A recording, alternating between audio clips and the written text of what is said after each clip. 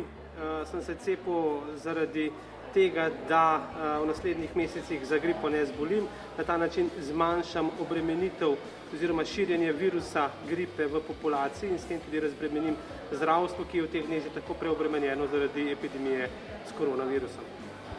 Pričakoval bi, glede na resno situacijo, v kateri smo se znašli, da bi se seveda pomembno večje število Slovencev odločilo za cepljenje proti gripi, kajti na ta način najbolj lahko pripomorejo zdravstvenim delavcem in vsem skupaj, da bomo obvladali epidemijo.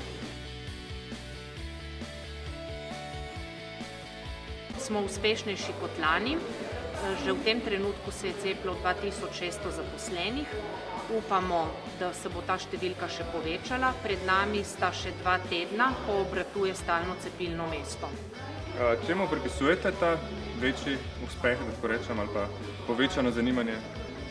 Zagotovo se želijo ljudje zaščititi vsaj proti gripi. Proti tej bolezni se lahko, proti covidu zaenkrat še ni cepiva. Vemo pa, da v teh zimskih mesecih, vsaj v januarju, bosta istočasno prisotna oba virusa, tako da je smiselno, da se zaščitimo vsaj proti tistemu, kar imamo na razpolago.